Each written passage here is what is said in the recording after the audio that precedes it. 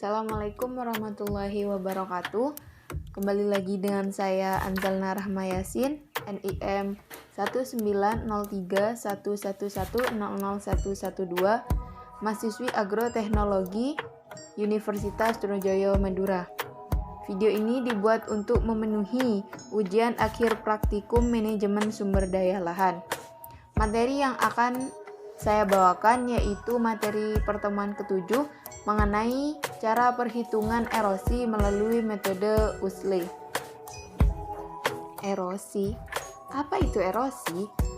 Menurut pernyataan Arsyad tahun 2010, erosi merupakan perpindahan tanah atau bagian-bagian tanah dari suatu tempat dan diendapkan ke tempat lain oleh media alami.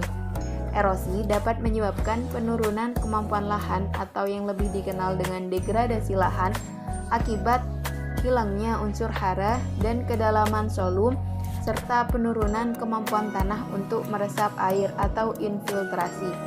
Hal ini dapat meningkatkan limpasan air permukaan, penurunan kualitas air, dan pendangkalan sungai.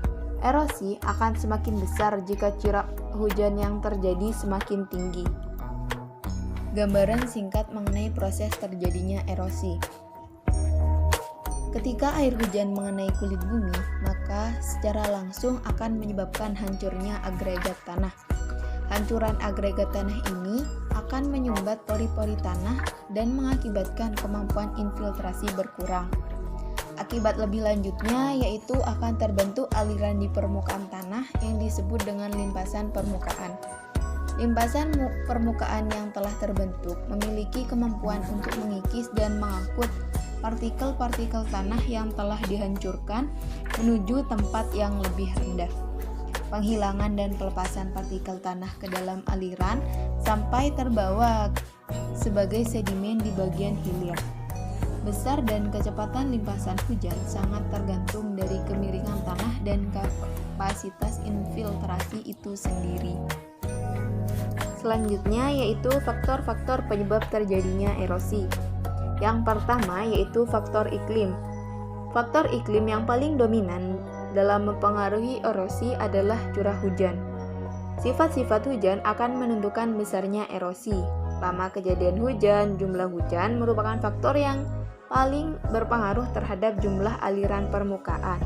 Sedangkan penyebaran hujan akan menentukan luasan erosi yang terjadi. Faktor berikutnya yaitu faktor tanah.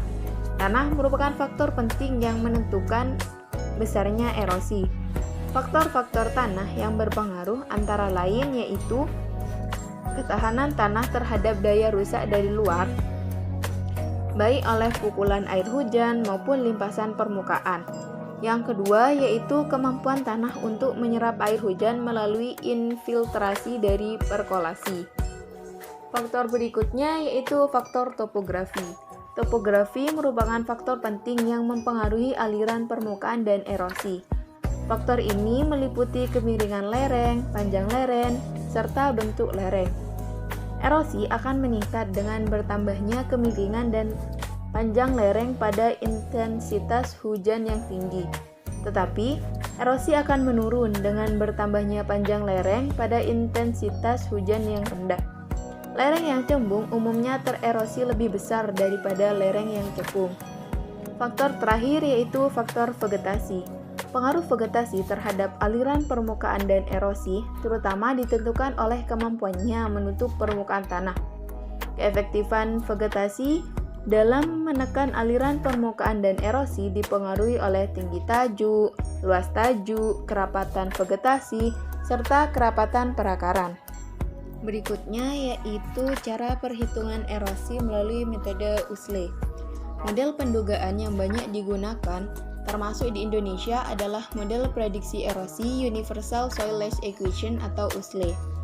Metode USLE sendiri merupakan metode untuk memprediksi besarnya kehilangan tanah yang disebabkan oleh air. Kelebihannya yaitu variabel-variabel yang berpengaruh terhadap besarnya kehilangan tanah dapat diperhitungkan secara terperinci. Hingga saat ini, USLE masih dianggap sebagai rumus yang paling mendekati kenyataan sehingga lebih banyak digunakan daripada rumus-rumus yang lainnya. Berikut merupakan rumus dari metode Usle, yaitu A sama dengan R dikali K dikali L dikali dengan S dikali dengan C lalu dikali dengan P, di mana A sendiri merupakan banyaknya tanah yang tererosi, R merupakan erosivitas curah hujan tahunan rata-rata, K merupakan faktor erodibilitas tanah, L merupakan faktor panjang lereng, C merupakan faktor vegetasi penutup tanah, S merupakan faktor kecuraman lereng, dan yang terakhir P merupakan faktor tindakan-tindakan khusus konservasi tanah. Cukup sekian dari saya Anzalna Rahmayasin pamit undur diri. Terima kasih. Wassalamualaikum warahmatullahi wabarakatuh.